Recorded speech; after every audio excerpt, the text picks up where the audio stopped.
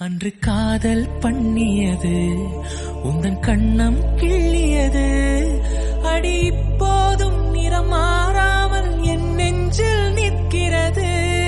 அங்கு பட்டுச் சேலைகளும் நகை நட்டு பாத்திரமும் உன்னை கேட்டேனே சண்டை போட்டேனே அது கண்ணில் நிற்கிறது.